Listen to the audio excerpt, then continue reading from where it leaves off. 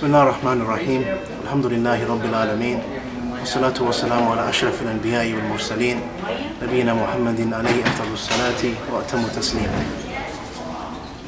From amongst the great blessings that Allah has bestowed this ummah with are two very important principles.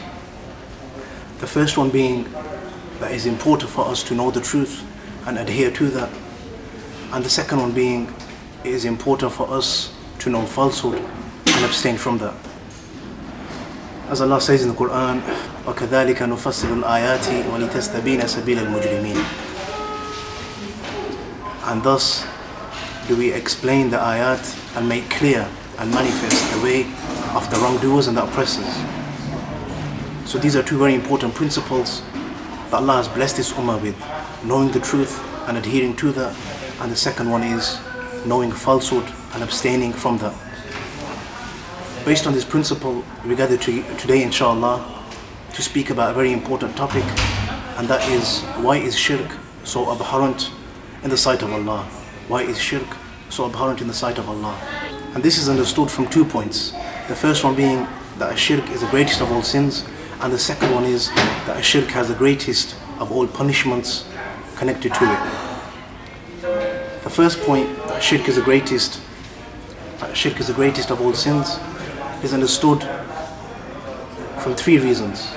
The first one being that the one that commits shirk with Allah, then indirectly his actions are saying that indeed Allah is sufficient. وَالْإِيَاذُ بِاللَّهِ.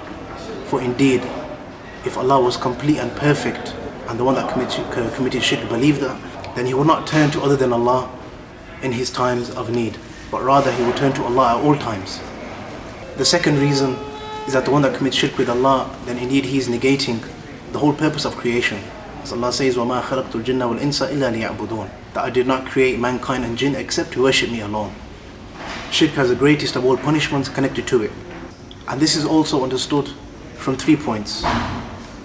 The first one is that Allah does not forgive this sin. As He says, إِنَّ اللَّهَ لَا يَغْفِرُ أَن يُشْرَكَ بِهِ وَيَغْفِرُ مَا دُونَ ذَلِكَ لِمَن يَشَاءُ.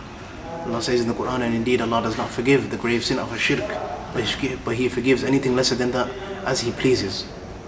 The second reason being that the one that dies upon shirk, then his abode is the hellfire for eternity. As Allah says in the Quran, إِنَّهُ مَن يُشْرِكْ بِاللَّهِ فَقَدْ حَرَّمَ اللَّهُ عَلَيْهِ الْجَنَّةَ وَمَأْوَاهُ النَّارُ وَمَا لِلظَّالِمِينَ مِنْ أَنصَارٍ.